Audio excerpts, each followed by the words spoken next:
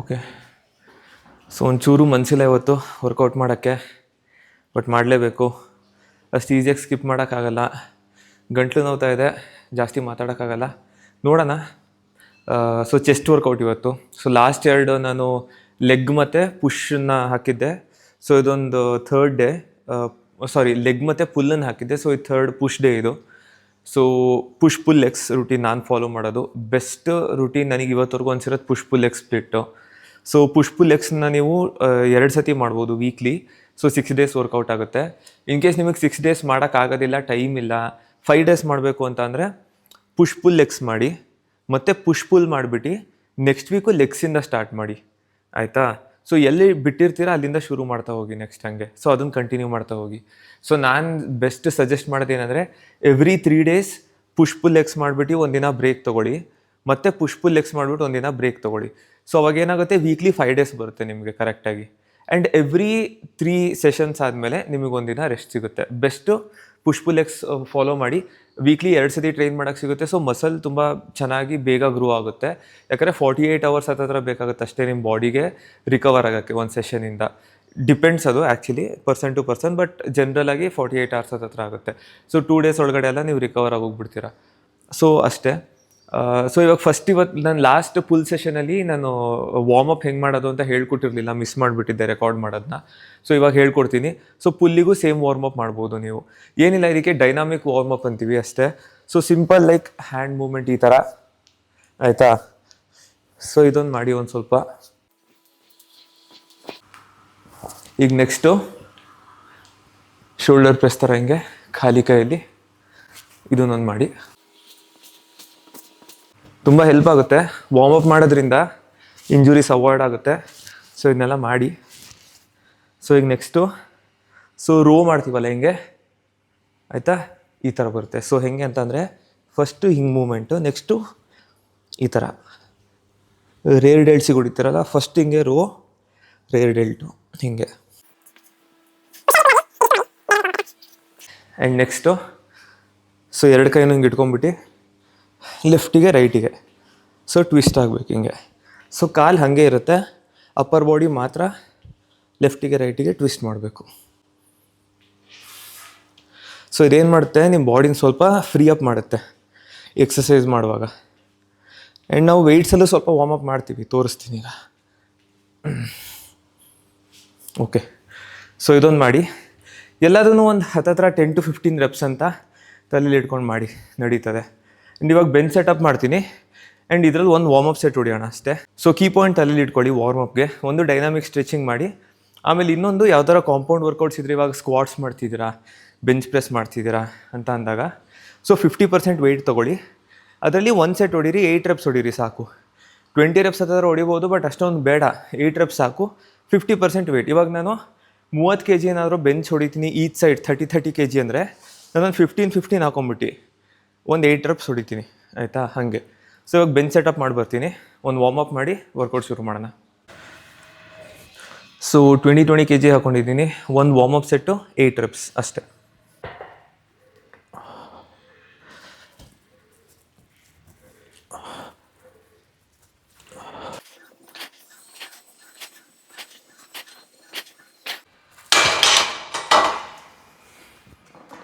So warm up ಆಯಿತು. ಇವಾಗ weights load ಮಾಡೋಣ. ಆ್ಯಂಡ್ ನಾನು ಸ್ವಲ್ಪ ಸೆಟಪ್ಪೂ ಹೇಳ್ಕೊಡ್ತೀನಿ, ಬೆಂಚ್ ಪ್ರೆಸ್ ಹೆಂಗೆ ಹೊಡಿಬೇಕು ಅಂತ. ನಿಮ್ಮ ಪಾಸ್ಚರ್ ಯಾವ ಥರ ಇರಬೇಕು, ಹೆಂಗೆ ಕೈ ಪ್ಲೇಸ್ಮೆಂಟ್ ಎಲ್ಲಿರಬೇಕು, ಎಲ್ಲದನ್ನೂ ಹೇಳ್ಕೊಡ್ತೀನಿ. ಸೊ ಗ್ಲೂಟ್ಸ್ ಪ್ಲ್ಯಾಂಟೆಡ್ ಆಗಿರಬೇಕು, ಬೆಂಚಿಂದ ಮೇಲ್ಗಡೆ ಎದ್ದೇಳಬಾರ್ದು. ಆ್ಯಂಡ್ ಫೀಟ್ ಪ್ಲ್ಯಾಂಟೆಡ್ ಆಗಿರಬೇಕು. ಆಮೇಲೆ ಸ್ವಲ್ಪ ಆರ್ಚ್ ಬರಬೇಕು ಇಲ್ಲಿ, ಆಯಿತಾ? ಇಲ್ಲಿ ನೋಡಿದ್ರೆ ಗೊತ್ತಾಗುತ್ತೆ ನಿಮ್ಗೆ. ಇವಾಗ ಹಿಂಗೆ ಸ್ವಲ್ಪ ಆರ್ಚ್ ಇರಬೇಕು, ಜಾಸ್ತಿ ಮಾಡಬಾರ್ದು, ಸ್ವಲ್ಪ ಇರಬೇಕಷ್ಟೇ. ಆಮೇಲೆ ನಿಮ್ಮ ಬ್ಯಾಕು ಪ್ಲ್ಯಾಂಟೆಡ್ ಆಗಿರಬೇಕು ಬೆಂಚ್ಗೆ. ನಿಮ್ಮ ಶೋಲ್ಡರ್ಸ್ ಏನಿದೆ ಇದು, ಆಯಿತಾ, ಇಷ್ಟು ಬರಬೇಕು, 1.5 ಟೈಮ್ಸ್, ಆಯಿತಾ? ಸೊ ಇಲ್ಲಿ ಆಲ್ರೆಡಿ ಒಂದು ಮಾರ್ಕಿಂಗ್ ಕೊಟ್ಟಿರ್ತಾರೆ, ಇಲ್ಲಿ ನೋಡ್ಕೊಂಡು ನಿಮಗೆ ಯಾವುದು ತುಂಬ ಕಂಫರ್ಟಬಲ್ ಅನಿಸುತ್ತೆ ಅದನ್ನ ಇಟ್ಕೊಳ್ಳಿ. ಎಷ್ಟು ಕ್ಲೋಸಾಗಿ ಇಟ್ಕೋತೀರಾ ಅಷ್ಟು ಟ್ರೈಸಿಪ್ಸಿಗೆ ಬೀಳುತ್ತೆ. ಆ್ಯಂಡ್ ಎಷ್ಟು ವೈಡ್ ಹಿಡ್ಕೋತೀರಾ ಅಷ್ಟು ಚೆಸ್ಟಿಗೆ. ತುಂಬ ವೈಡ್ ಹಿಡ್ಕೊಂಡ್ರೂ ಒಳ್ಳೆಯದಲ್ಲ. ಸೊ ಒಂದು ಮಧ್ಯದ್ದು ಪ್ರಾಪರ್ ಪೊಸಿಷನ್ ಇಲ್ಲಿ ಒಂದು ಮಾರ್ಕಿಂಗ್ ಇರುತ್ತೆ, ಅಲ್ಲಿಗೆ ಇಟ್ಕೊಳ್ಳಿ. ಮಿಡಲ್ ಫಿಂಗರ್ ಇಲ್ಲ ಅಂತ ಅಂದರೆ ನಿಮ್ದು ಈ ಫಿಂಗರ್ ಇಲ್ಲಿ ಇಟ್ಕೊಳ್ಳಿ, ಆಯಿತಾ? ಅಷ್ಟೇ, ಹಿಂಗೆ. ಆ್ಯಂಡ್ ಡೆತ್ ಗ್ರಿಪ್ ಇಟ್ಕೋಬೇಡಿ, ಈ ಥರ ಇಟ್ಕೋಬಾರ್ದು ಗ್ರಿಪ್ಪು, ಆಯಿತಾ? ಹಿಂಗೆ ಹಿಡ್ಕೋಬೇಕು, ಪ್ರಾಪರಾಗಿ ಹಿಡ್ಕೊಳ್ಳಿ ಹಿಂಗೆ. ಸೊ ಇದು 8 reps 3 ಸೆಟ್ಟು.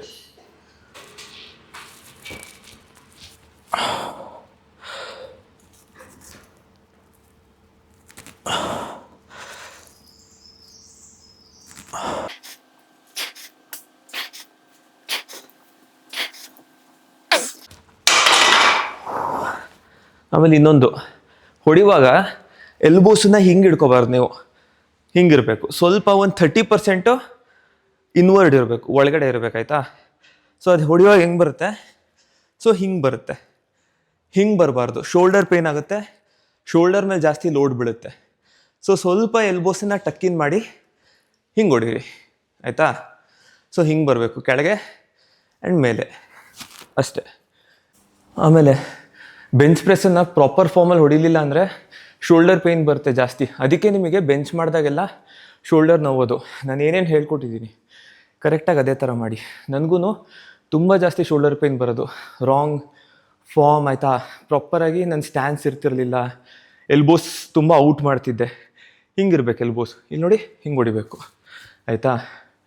ಆಮೇಲೆ ತುಂಬ ಜಾಸ್ತಿ ವೆಯ್ಟ್ಸ್ ಲೋಡ್ ಮಾಡೋದು. ಆಮೇಲೆ ಪ್ರತಿ ವರ್ಕೌಟ್ಗೂ ಏರನ್ನು ಗಲ್ಪ್ ಮಾಡಬೇಕು. ಫಸ್ಟ್ ಲೈಕ್ ಎಳ್ಕೊಂಬಿಟ್ಟು ಏರ್ ಹಿಡ್ಕೊಳ್ಳಿ, ಒಂದು ರೆಪ್ ಮುಗಿಯೋವರೆಗೂ ಆ ಏರ್ ಹಿಡ್ಕೋಬೇಕು ನೀವು ಹಿಂಗೆ. ಸೊ ಫಾರ್ ಎಕ್ಸಾಂಪಲ್ ಇದು ಮಾಡುವಾಗ ನಾನು ಹೆಂಗೆ ಮಾಡ್ತೀನಿ, ಏರು ತೊಗೋತೀನಿ ಆಯಿತಾ, ಏರ್ ತುಂಬಿಸ್ಕೊಂಡು ಕೋರಲ್ಲಿ ಗಟ್ಟಿಗೆ ಹಿಡ್ಕೋಬೇಕು. ಆ್ಯಂಡ್ ಒಂದು ರೆಪ್ಪು ಮತ್ತೆ ಏರಿನ್ ಆಯಿತಾ, ಹಿಂಗೆ ಹೊಡಿಬೇಕು. ಸೊ ನಿಮ್ಮ ಬ್ರೀದಿಂಗು ವರ್ಕೌಟು ರೆಪ್ ಮಧ್ಯದಲ್ಲಿ ಇರಬಾರ್ದು. ಹಿಂಗೆ ರೆಪ್ ಹೊಡಿವಾಗ ಈ ಥರ ಬ್ರೀದಿಂಗ್ ಇರಬಾರ್ದು. ರೆಪ್ಪು ಕಂಪ್ಲೀಟ್ ಆಗೋವರೆಗೂ ನೀವು ಏರನ್ನು ಒಳಗಡೆ ಲಾಕ್ ಮಾಡಿ ಇಟ್ಕೋಬೇಕು ಆಯಿತಾ. ಇದು ತುಂಬ ಮೇಯ್ನು, ಎಲ್ಲ ವರ್ಕೌಟ್ಗೂ ಅಷ್ಟೇ ಮೇಯ್ನ್ ಇದು. ನೀವು ಶೋಲ್ಡರ್ ಮಾಡಿ, ಸ್ಕ್ವಾಟ್ಸ್ಗಂತೂ ತುಂಬ ಇಂಪಾರ್ಟೆಂಟು, ಬೆಂಚ್ ಮಾಡಿ, ಪ್ರತಿಯೊಂದಕ್ಕೂ ಇದನ್ನೇ ಫಾಲೋ ಮಾಡಿ. ಇದು ಫಾಲೋ ಮಾಡಿದಾಗ ಏನಾಗುತ್ತೆ, ನಿಮ್ಮ ಫಾರ್ಮ್ ಸರಿ ಇದೆ, ಕಂಪ್ಲೀಟ್ ಸ್ಟ್ರೆಂತ್ ಯೂಸ್ ಆಗುತ್ತೆ, ನಿಮ್ಮದು ಇಂಜುರೀಸ್ ಆಗೋದಿಲ್ಲ ಆಯಿತಾ. ಆ್ಯಂಡ್ ತುಂಬ ಕಂಟ್ರೋಲ್ಡ್ ವೇಲಿ ವೆಯ್ಟ್ಸ್ ಹೊಡಿತೀರ, ಜಾಸ್ತಿ ಹೊಡಿತೀರ ಇದನ್ನು ಮಾಡಿದ್ರೆ. ಸೊ ಬ್ರೀದಿಂಗ್ ತುಂಬ ಇಂಪಾರ್ಟೆಂಟ್, ನ್ಯಾಪ್ ಕಟ್ಕೊಳ್ಳಿ. ಫಾರ್ಮ್ ತುಂಬ ಇಂಪಾರ್ಟೆಂಟ್ ಆಯಿತಾ, ಪ್ರಾಪರ್ ಫಾರ್ಮಲ್ಲೇ ಹೊಡೀರಿ. ಓಕೆ, ಬೆಂಚ್ ಪ್ರೆಸ್ ಆಯಿತು. ಸೊ 8 to 12 reps 3 ಸೆಟ್ಟು ಆಯಿತಾ. ಇವಾಗ ಇನ್ಕ್ಲೈನ್ ಬೆಂಚ್ ಪ್ರೆಸ್ ಹೊಡೆಯೋಣ. ಫ್ಲ್ಯಾಟ್ ಆಯಿತು ಇನ್ಕ್ಲೈನು. ಆ್ಯಂಡ್ ಇನ್ಕ್ಲೈನ್ ತುಂಬ ಜಾಸ್ತಿ ಮಾಡ್ಕೋಬೇಡಿ, ಇಷ್ಟು ಮಾಡ್ಕೊಂಡ್ರೆ ಸಾಕು. ಇನ್ಕ್ಲೈನು ಒಂದು 30 ಡಿಗ್ರಿ ಬಂದ್ರೂ ಬೇಜಾನಾಯಿತು. ತುಂಬ ಮೇಲ್ ಮಾಡ್ಕೊಂಡ್ರೆ ಏನಾಗ್ಬಿಡುತ್ತೆ, ನಿಮ್ಮ ಶೋಲ್ಡರ್ಸ್ ಮೇಲೆ ಬೀಳೋಕ್ಕೆ ಶುರು ಆಗಿಬಿಡುತ್ತೆ. ಅಪ್ಪರ್ ಚೆಸ್ಟ್ ಫೋಕಸ್ ಆಗೋದಿಲ್ಲ, ಶೋಲ್ಡರ್ ಜಾಸ್ತಿ ಲೈಕ್ ಟೇಕ್ ಓವರ್ ಮಾಡಿಬಿಡುತ್ತೆ. ಸೊ ಅದಕ್ಕೆ ಇಷ್ಟು ಬೇಜಾನಾಯಿತು ಇನ್ಕ್ಲೈನು. ಆ್ಯಂಡ್ 22.5 ಹಾಕ್ಕೊಂಡಿದ್ದೀನಿ ಈಚ್ ಸೈಡ್. ಆ್ಯಂಡ್ ಸೇಮ್ ನಾನೇನು ಬೆಂಚ್ ಪ್ರೆಸ್ ಫ್ಲ್ಯಾಟಿಗೆ ಹೇಳಿದ್ದೆ ಅದೇ ಥರ ಎಲ್ಲ ಫಾಲೋ ಮಾಡಿ. ಎಲ್ಬೋ ಸ್ವಲ್ಪ ಟಕ್ಕಿನ್ ಮಾಡಿ ಆಯಿತಾ. ಲೈಟ್ ಆರ್ಚ್ ಇರಲಿ. ಆ್ಯಕ್ಚುಲಿ ಇದರಲ್ಲಿ ಆರ್ಚ್ ಇರಬಾರ್ದು ಅಂತ ಅಂತಾರೆ, ಆರ್ಚ್ ಇಲ್ಲ ಅಂದ್ರೂ ನಡೀತದೆ. ಯಾಕಂದ್ರೆ ಆರ್ಚ್ ಇಲ್ಲ ಅಂದರೆ ಜಾಸ್ತಿ ಬೀಳುತ್ತೆ. ಇದಕ್ಕೆ ಫ್ಲ್ಯಾಟಿಗೆ ಇಡಿ, ಇದಕ್ಕೆ ಹಾಗೆ ಮಾಡಿದ್ರು ನಡೆಯುತ್ತೆ. ಬಟ್ ಮಿಕ್ಕಿದೆಲ್ಲ ಸ್ಟ್ಯಾನ್ಸು ಸೇಮ್ ಇಡಿ ಆಯಿತಾ. ಸೊ ಇದನ್ನು ಸೇಮ್ 3 ಸೆಟ್ 8 to 12 reps ಆಯಿತಾ. ಓಕೆ, ಆ್ಯಂಡ್ ಇದರಲ್ಲಿ ಇನ್ನೊಂದು, ಕೈನ ಸ್ವಲ್ಪ ಒಳಗಡೆ ಇಡಿ. ನೀವು ಫ್ಲ್ಯಾಟಿಗೆ ಇಡ್ತೀರ ಗೊತ್ತಾ, ಅದಕ್ಕಿಂತ ಸ್ವಲ್ಪ ಒಳಗಡೆ ಬರಲಿ. ಇದು ಅಪ್ಪರ್ ಚೆಸ್ಟಿಗೆ ಚೆನ್ನಾಗಿ ಟಾರ್ಗೆಟ್ ಆಗುತ್ತೆ. ನೋಡಿ ಹತ್ತಿರ ಇಟ್ಕೊಂಡಿದ್ದೀನಿ ಸ್ವಲ್ಪ. Okay, slow controlled.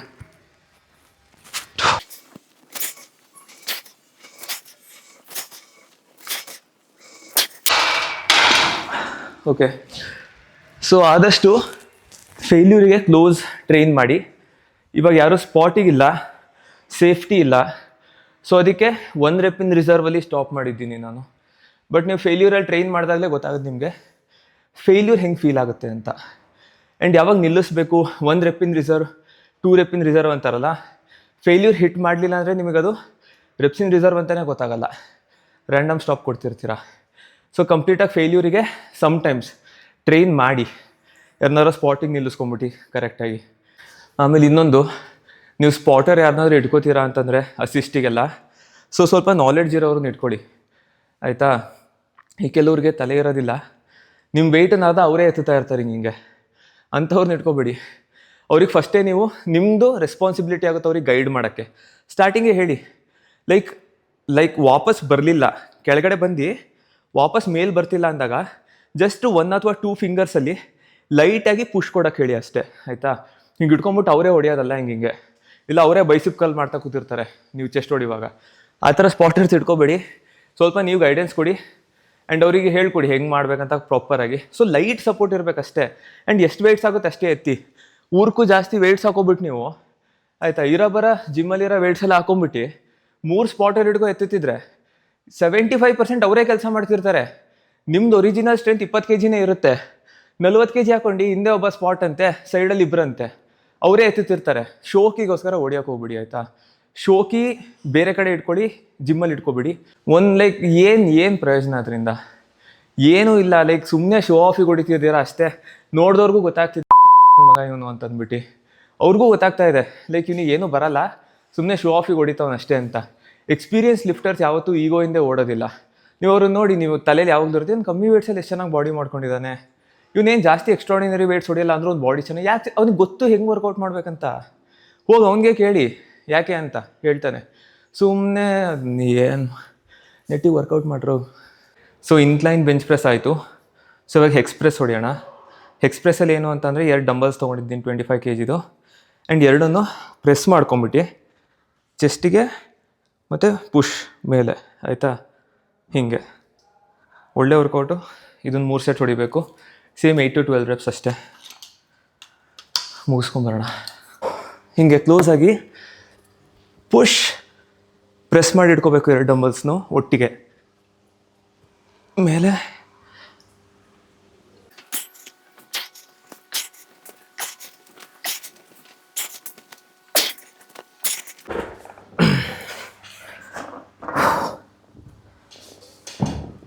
ಸೊ ಇದು ಸೇಮ್ 3 ಸೆಟ್ ಹೊಡೆದ್ಬಿಟ್ಟು 8 to 12 reps. Next workout. ಆಮೇಲೆ ನಂಗೆ ಇನ್ನೊಂದು ಲಾಜಿಕ್ ಅರ್ಥ ಆಗಿಲ್ಲ. ಜಿಮ್ಮಲ್ಲಿ ರಬ್ಬರ್ ಡಂಬಲ್ಸು 30 kg ಈಸಿಯಾಗಿ ಎತ್ತುತ್ತಾ ಇದ್ದೆ. ಇಲ್ಲಿ ಮೆಟಲ್ ವೇಟ್ಸ್ ಯೂಸ್ ಮಾಡ್ತಾ ಇದ್ದೀನಿ. 25 kg 30 kgಗಿಂತ ಜಾಸ್ತಿ ಅನ್ನಿಸ್ತಿದೆ. ಅದು ಯಾವ ಲಾಜಿಕ್ ವರ್ಕ್ ಆಗ್ತಿದೆ ಅನ್ನೋದೇ ಗೊತ್ತಾಗ್ತಿಲ್ಲ ಇದರಿಂದ. ಯಾರಿಗಾದ್ರೂ ಗೊತ್ತಿದ್ರೆ ಹೇಳ್ರಪ್ಪ, ಅರ್ಥ ಆಗ್ತಿಲ್ಲ ನನಗಂತೂ. ಸೊ ಇವಾಗ 4th ವರ್ಕೌಟ್ ಏನಿದೆ, ಪೆಕ್ ಡೆಕ್ ಫ್ಲೈ ಆಯಿತಾ. ಫ್ಲೈಸ್ ಹೊಡಿಬೇಕು ಇವಾಗ. ಸೊ ಈ ಥರ ಬರುತ್ತೆ ಫ್ಲೈಸ್ ಆಯಿತಾ. ಸೊ ಇದು ನಿಮ್ಮ ಜಿಮ್ಮಲ್ಲಿ ಮಷೀನ್ ಇದ್ದರೆ ಮಷೀನಲ್ಲಿ ಹೊಡೀರಿ ಬೆಸ್ಟು. ಅದು ಪ್ರಾಪರ್ ಅದೇ ಥರ ಸೆಟ್ ಮಾಡಿರ್ತಾರೆ. ಲೈಕ್ ಎಲ್ಲ ಆ್ಯಂಗಲಲ್ಲಿ ಇದ್ದಾಗ್ಲೂ ನಿಮಗೆ ಲೋಡ್ ಅಷ್ಟೇ ಇರುತ್ತೆ ಸೇಮ್. ಏನಾರ ಕ್ಲೋಸ್ ಕೇಬಲ್ ನನ್ನ ಹತ್ರ ಇದೆ ನೋಡಿ, ಕ್ಲೋಸ್ ಕೇಬಲ್ ಏನಾದರೂ ಆಗಿದ್ದರೆ ಏನಾಗುತ್ತೆ, ಇಲ್ಲಿಂದ ಇಲ್ಲಿವರೆಗೂ ಬರುತ್ತೆ ನಿಮಗೆ, ಬಟ್ ಇಲ್ಲಿ ನಲ್ಲಾಗ್ಬಿಡುತ್ತೆ ವೆಯ್ಟು ಆಯಿತಾ. ಯಾಕಂದರೆ ಕೇಬಲ್ಲು ಸ್ಟ್ರೆಚ್ ಆಗೋದಿಲ್ಲ, ಬರೀ ಅದೇ ವೆಯ್ಟಲ್ಲಿ ಅಲ್ಲೇ ಇರುತ್ತೆ, ಬರೀ ಆ ಕಡೆ ಈ ಕಡೆ ಅಲ್ಲಾಡಿಸ್ತಿರ್ತೀರ ಅಷ್ಟೇ. ಸೊ ಇವಾಗ ನಾನು ಅದಕ್ಕೆ ಡಿಫ್ರೆಂಟಾಗಿ ಸೆಟಪ್ ಮಾಡಿದ್ದೀನಿ. ಏನಾದ್ರು ವೈಡ್ ಆ್ಯಂಗಲಲ್ಲಿ ಕೇಬಲ್ ಇದ್ದರೆ, ಸೊ ವೈಡ್ ಅಪಾರ್ಟ್ ಆಗಿದ್ದರೆ ಆವಾಗ ಒಂಚೂರು ಮುಂದೆ ಹೋದರೆ ಕಂಪ್ಲೀಟ್ ಸ್ಟ್ರೆಚ್ಚು ಸಿಗುತ್ತೆ, ಇಲ್ಲಿವರೆಗೂ ನಿಮಗೆ ಟೆನ್ಷನ್ನು ಕೊಟ್ಟಿರುತ್ತದು ಆಯಿತಾ. ಬಟ್ ಅದು ನಮ್ಮ ಹತ್ರ ಇಲ್ಲ, ಕ್ಲೋಸ್ ಆಗಿರೋದ್ರಿಂದ 2 ಕೇಬಲ್ಲು ಫ್ಲೈ ಮಾಡೋದು ಅಷ್ಟು ಎಫೆಕ್ಟಿವ್ ಇರಲ್ಲ ಅದರಲ್ಲಿ. ಸೊ ಇವಾಗ ನಾನು ಏನು ಮಾಡಿದ್ದೀನಿ, ಒಂದು ಬೆಂಚ್ ಸೆಟಪ್ ಮಾಡಿದ್ದೀನಿ. ಸೊ ಸಿಂಗಲ್ ಹ್ಯಾಂಡಲ್ಲಿ ಇವಾಗ ಫ್ಲೈ ಹೊಡಿತೀನಿ, ನಾನು ತೋರಿಸ್ತೀನಿ. ಇದು ತುಂಬ ಇಂಟ್ರೆಸ್ಟಿಂಗ್ ಆಗಿದೆ ವರ್ಕೌಟು. ಸೊ ಇಲ್ಲಿ ನೋಡಿದ್ರೆ ಇದು ನೋಡಿ, ಇಲ್ಲಿ ಸ್ಲೀವ್ ಇದೆ. ಈ ಸ್ಲೀವ್ ಒಳಗಡೆ ಹಿಂಗೆ ಕೈ ಹಾಕ್ಬಿಟ್ಟು ಹಿಂಗೆ ಇಟ್ಕೋತೀನಿ ಅಷ್ಟೇ. ಬಟ್ ಇವಾಗ ಏನಂದರೆ ನಂದು ಪಾಮಲ್ಲಿ ಏನೂ ಇಲ್ಲ, ಲೈಕ್ ಈ ಥರ ಸ್ಟಿಫಾಗಿ ಇಟ್ಕೊಳ್ಳೋಕ್ಕೆ. ಸೊ ನಾನು ಏನು ಮಾಡ್ತಿದ್ದೀನಿ, ಇದೊಂದು ಸಪ್ರೇಟ್ ಅಟ್ಯಾಚ್ಮೆಂಟನ್ನು ತೊಗೊಬಿಟ್ಟು ಜಸ್ಟ್ ಹಿಂಗೆ ಕೈಯಲ್ಲಿ ಇಟ್ಕೋತಾ ಇದ್ದೀನಿ ಅಷ್ಟೇ. ಜಸ್ಟ್ ಆ ಗ್ರಿಪ್ಪನ್ನು, ಆ ಫೋರ್ಸನ್ನು ಜನ್ರೇಟ್ ಮಾಡೋದಕ್ಕೆ ಆಯಿತಾ. ಜನ ಕಾಮೆಂಟ್ ಮಾಡ್ತಾರೆ ಬ್ಲೂಟೂತ್ ಕನೆಕ್ಷನ್ನು ಅಂತ ಅಂದ್ಬಿಟ್ಟೆಲ್ಲ. ಮ್ಯಾಟ್ರ್ ಆಗಲ್ಲ, ಎಫೆಕ್ಟಿವ್ ವೇಲ್ ಹೊಡಿಬೇಕು. ಸೊ ಹಿಂಗೆ ಇಟ್ಕೊಂಬಿಟ್ಟು ಹಿಂಗೆ ಸಿಂಗಲ್. ಸೊ ಫುಲ್ ಸ್ಟ್ರೆಚ್ಚು ಸಿಗ್ತಾ ಇದೆ ನೋಡಿದ್ರೆ ಆಯಿತಾ. And full squeeze, stretch, squeeze, controlled ಆಯಿತಾ. Same 3 sets 8 to 12 reps.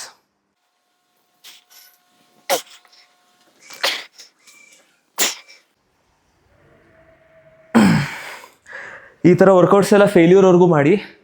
And stretch ಎಷ್ಟು ಕಂಫರ್ಟೇಬಲಿ ಬಿಡೋಕ್ಕಾಗುತ್ತೆ ಆಯಿತಾ. ಸೊ ಸ್ಟ್ರೆಚ್ ಅಂದರೆ ಈ ಪಾರ್ಟು ಎಲ್ಲಿವರೆಗೂ ನೀವು ಇಂಜುರಿ ಮಾಡ್ಕೊಳ್ದೇನೆ ಕಂಫರ್ಟೇಬಲಾಗಿ ಬಿಡೋಕ್ಕಾಗತ್ತೆ ಅಲ್ಲಿವರೆಗೂ ಬಿಡಿ.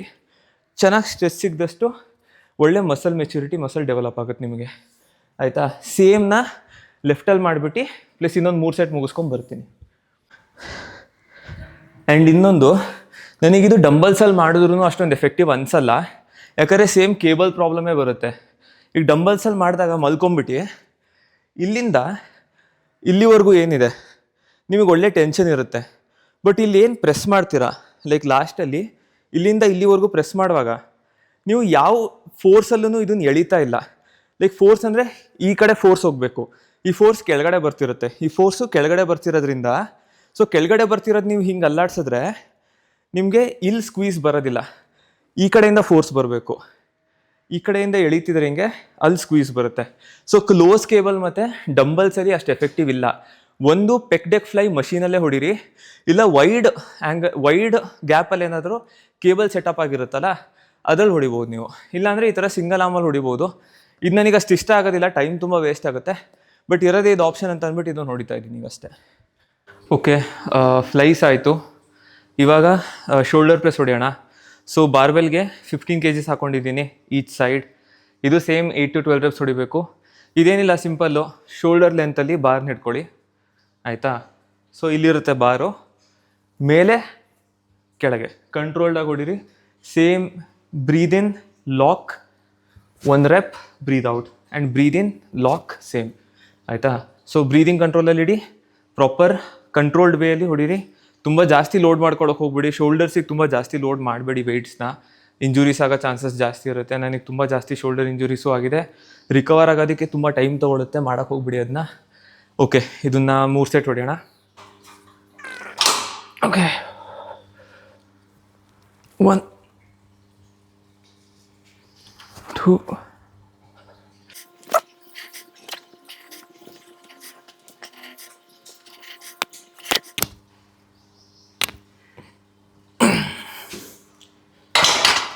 ಡನ್.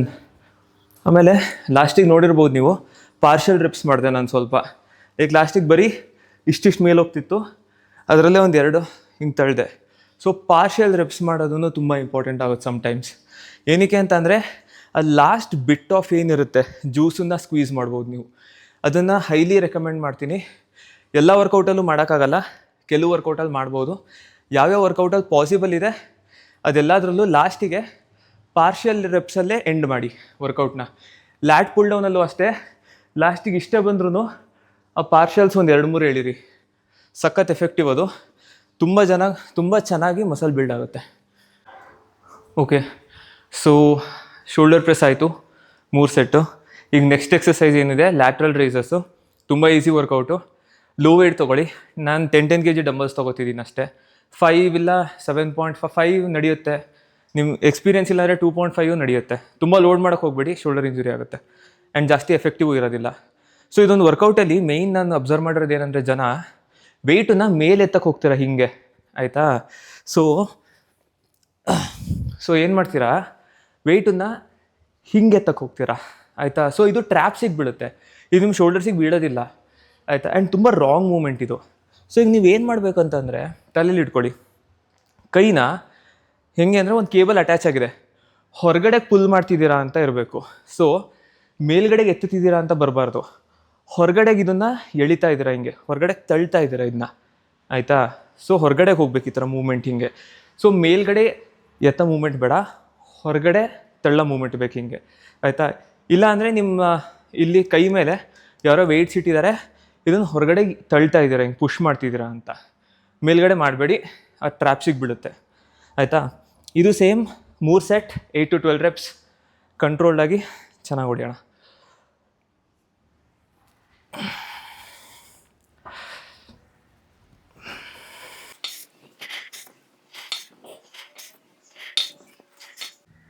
Eight partials.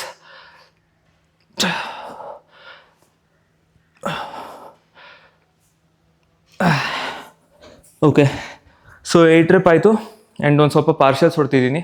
ಪಾರ್ಷಲ್ಸ್ ಹೊಡೆಯೋದನ್ನು ಒಂದು ಪ್ರಾಕ್ಟೀಸ್ ಮಾಡ್ಕೊಳ್ಳಿ, ತುಂಬ ಹೆಲ್ಪ್ ಆಗುತ್ತೆ, ತುಂಬ ಎಫೆಕ್ಟಿವ್ ಅನಿಸುತ್ತೆ.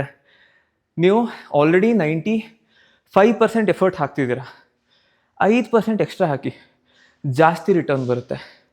ಆ ಲಾಜಿಕಲ್ಲಿ ವರ್ಕ್ ಮಾಡಿ. ಇನ್ನೂ 2 ಸೆಟ್ ಇದೆ, ಮುಗಿಸ್ಕೊಬರ್ತೀನಿ. ಓಕೆ, ಸೊ ಲ್ಯಾಟ್ರಲ್ ರೈಸಸ್ ಆಯಿತು. ಯಪ್ಪ ದೇವ್ರೆ, ಒಳ್ಳೆ ಕಾಗೆ ಓಡಿಸೋ ಥರ ಕಾಣಿಸ್ತಾ ಇದ್ದೀನಿ, ಪರವಾಗಿಲ್ಲ. ಸೊ ಇವಾಗ ಟ್ರೈಸಿಪ್ ಪುಷ್ ಡೌನ್ ಹೊಡೆಯೋಣ, ಕೇಬಲ್, ಆಯಿತಾ. ಏನಿಲ್ಲ, ತುಂಬ ಸಿಂಪಲ್ ವರ್ಕೌಟು. ಹಿಂಗೆ ಇಟ್ಕೊಳ್ಳಿ, ಹಿಂಗೆ ಮಾಡಬೇಕಷ್ಟೆ, ಆಯಿತಾ. ಸೊ ಇದೇನಿದೆ ಲಾಕ್ಡಾಗಿಡಿ ಆದಷ್ಟು, ಬರೀ ನಿಮ್ಮ ಎಲ್ಬೋಯಿಂದ ಕೆಳಗಡೆ ಇರೋದೇನಿದೆ ಅದು ಮಾತ್ರ ಮೂವ್ ಆಗೋ ಥರ ನೋಡ್ಕೊಳ್ಳಿ, ಆಯಿತಾ. ಸ್ವಲ್ಪ ಎಷ್ಟು ಮೇಲ್ ಬಿಡ್ತೀರ ಅಷ್ಟು ಬಿಡಿ, ಹಿಂಗೆ ನ್ಯಾಚುರಲ್ ಮೂಮೆಂಟ್ ಫುಲ್ ಕೆಳಗಡೆವರೆಗೂ ಹಿಂಗೆ, ಆಯಿತಾ. ಕಂಟ್ರೋಲ್ಡ್ ವೇಲ್ ಹೊಡೀರಿ. ನಾನು 60 kgs ಲೋಡ್ ಮಾಡಿದ್ದೀನಿ. Okay, same 3 set 8 to 12 reps. 1.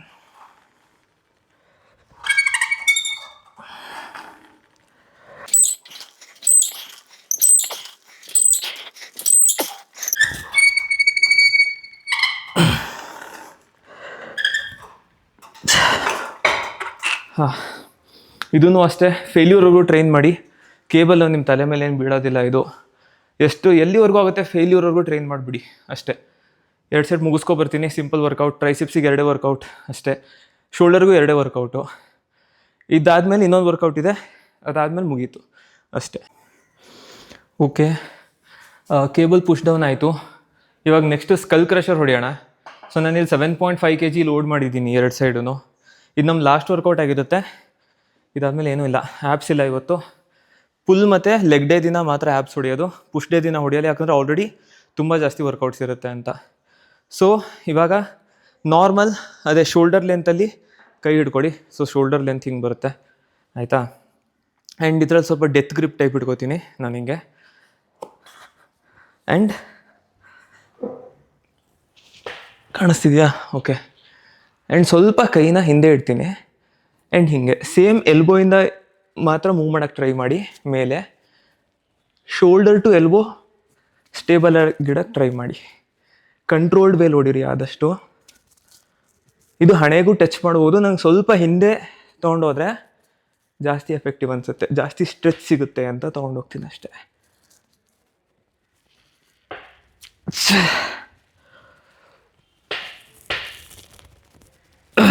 ಇವಾಗ ಮೇಲ್ ಬರಲ್ಲ ನೋಡಿ. ಸೊ ಏನು ಮಾಡ್ತೀನಿ, ಮತ್ತೆ ಈ ಕಡೆಯಿಂದ ಪುಷ್ ಮಾಡಿ ನಿಧಾನಕ್ಕೆ ಇನ್ನೊಂದು ಡ್ರಾಪ್ ಮಾಡ್ತೀನಿ ಹಿಂಗೆ ಅಷ್ಟೇ, ಆಯಿತಾ. ಸೊ ಲಾಸ್ಟಿಗೆ ಪಾರ್ಷಿಯಲ್ ರೆಪ್ ಥರ ನಾನು ಇದರಲ್ಲಿ ಜಸ್ಟ್ ಆ ಡ್ರಾಪಿಂಗಿಂದ ಏನಿದೆ ಕಂಟ್ರೋಲ್ಡ್ ವೇಲ್ ಬಿಡ್ತೀನಿ, ಸ್ಟ್ರೆಚ್ ಚೆನ್ನಾಗಿ ಸಿಗುತ್ತೆ. ಆಗದೆ ಇದ್ದಾಗ ಚೆಸ್ಟಿಗೆ ಪುಲ್ ಮಾಡ್ತೀನಿ, ಎತ್ಬಿಟ್ಟು ಡ್ರಾಪ್ ಮಾಡ್ತೀನಿ, ಆಯಿತಾ. ಇದನ್ನು 3 ಸೆಟ್ ಹೊಡೀರಿ. ಇದು 3 ಸೆಟ್ ಹೊಡೆದ್ಮೇಲೆ ಅಷ್ಟೇ, ಇನ್ಯಾವ ವರ್ಕೌಟು ಇಲ್ಲ. ಸೊ ಪುಷ್ ಡೇ ಇಲ್ಲಿಗೆ ಮುಗಿಯುತ್ತೆ. ನಾನು 2 ಸೆಟ್ ಮುಗಿಸ್ಬಿಟ್ಟು ಕಂಪ್ಲೀಟ್ ಮಾಡ್ತೀನಿ ನನ್ನ ವರ್ಕೌಟ್ನ. ಏನಾದರೂ ಕ್ವಶನ್ ಇದ್ದರೆ ಕಮೆಂಟಿಗೆ ಹಾಕಿ. ಇನ್ನೇನಿಲ್ಲ, ಫಾಲೋ ಮಾಡ್ತಿಲ್ಲ ಅಂತಂದರೆ ಫಾಲೋ ಮಾಡ್ಕೊಳ್ಳಿ. ಇನ್ನೂ ಕ್ರೇಜಿ ವಿಡಿಯೋಸ್ ಬರುತ್ತೆ ನೆಕ್ಸ್ಟು, ಆಯಿತಾ. ಚಿಲ್ಲಾಗಿ ಕೂತ್ಕೊಂಡು ಮಾತಾಡೋಣ. ಆ್ಯಂಡ್ ಕೆಲವು ಪರ್ಸ್ನಲ್ ಲೈಫ್ ಸ್ಟಫ್ಗಳನ್ನು ತೋರಿಸ್ತೀನಿ. ಇನ್ನೊಂದು 2 ವೀಕ್ಸ್ ಆದಮೇಲೆ ಐರ್ಲ್ಯಾಂಡಿಗೆ ಹೋಗ್ತಿದ್ದೀನಿ ವಾಪಸ್ ನಾನು. ಸೊ ಅಲ್ಲಿ ನನ್ನ ಲೈಫ್ ಸ್ಟೈಲ್ ಹೆಂಗಿದೆ ಎಲ್ಲ ತೋರಿಸ್ತೀನಿ. ಅಲ್ಲಿ ಜಿಮ್ ಹೆಂಗಿದೆ ತೋರಿಸ್ತೀನಿ. ನಾನು ಶಾಪಿಂಗ್ ಹೆಂಗೆ ಮಾಡ್ತೀನಿ, ನನ್ನ ಫುಡ್ಡನ್ನು ಕುಕ್ ಹೆಂಗೆ ಮಾಡ್ಕೋತೀನಿ, ನಾನು ಯಾವ ಥರ ಡಯಟ್ ತಿಂತೀನಿ. ಆ್ಯಂಡ್ ನಾನು 2 ವೀಕ್ಸ್ ಆದಮೇಲಿಂದ ಕಟ್ಟಿಂಗ್ ಸ್ಟಾರ್ಟ್ ಮಾಡ್ತಿದ್ದೀನಿ. ಸೊ ಪ್ರತಿಯೊಂದು ಜರ್ನಿನೂ ನಿಮಗೆ ಅದರಲ್ಲಿ ನಾನು ತೋರಿಸ್ಕೊಡ್ತೀನಿ. ನಿಮಗೆ ತುಂಬ ಹೆಲ್ಪ್ಫುಲ್ ಆಗುತ್ತೆ, ಆಯಿತಾ. ಜಾಸ್ತಿ ಕನೆಕ್ಟ್ ಮಾಡ್ಬೋದು, ಮಜಾ ಬರುತ್ತೆ ನೋಡಿ, ಆಯಿತಾ. ಆ್ಯಂಡ್ ಶೇರ್ ಮಾಡಿ ನಿಮ್ಮ ಫ್ರೆಂಡ್ಸ್ ಜೊತೆನೂ. ಕನ್ನಡ ಚಾನಲ್ಗಳಿಗೆ ಜಾಸ್ತಿ ಸಪೋರ್ಟ್ ಸಿಗೋದಿಲ್ಲ. ಸೊ ನನಗೆ ಇದ್ರಲ್ಲಿ ವ್ಯೂಸ್ ಕಮ್ಮಿ ಬರುತ್ತೆ, ನಂಗೆ ಇದ್ರಲ್ಲಿ ಜಾಸ್ತಿ ರೀಚ್ ಬರೋಲ್ಲ, ಸಪೋರ್ಟ್ ಬರೋಲ್ಲ. ಆ್ಯಂಡ್ ಸ್ಟಿಲ್ ಮಾಡ್ತಿದ್ದೀನಿ, ಯಾಕಂದರೆ ನಂಗೆ ಕನ್ನಡದಲ್ಲಿ ಕಾಂಟೆಂಟ್ ಮಾಡಬೇಕಂತ 1 ವರ್ಷದಿಂದ ಆಸೆ ಇತ್ತು, ನಾನು ಮಾಡಿರಲಿಲ್ಲ. ಆ್ಯಂಡ್ ಇವಾಗ ಇರ್ರೆಸ್ಪೆಕ್ಟಿವ್ ಆಫ್ ರೀಚ್ ಏನೋ ಇದೇನೋ ಮಾಡ್ತಾನೆ ಇದ್ದೀನಿ. ಸೊ ಸ್ವಲ್ಪ ಸಪೋರ್ಟ್ ಸಿಕ್ಕರೆ ಒಳ್ಳೆಯದು, ನಮಗೂ ಸ್ವಲ್ಪ ಮೋಟಿವೇಶನ್ ಇರುತ್ತೆ ಮಾಡೋಕ್ಕೆ. ಸೊ ಫಾಲೋ ಮಾಡ್ಕೊಳ್ಳಿ, ಶೇರ್ ಮಾಡಿ ಫ್ರೆಂಡ್ಸ್ ಜೊತೆ, ಕಾಮೆಂಟ್ ಮಾಡಿ, ಲೈಕ್ ಮಾಡಿ ಅಷ್ಟೇ, ಇನ್ನೇನಿಲ್ಲ. ನಾಳೆ ಸಿಗೋಣ, ಬಾಯ್.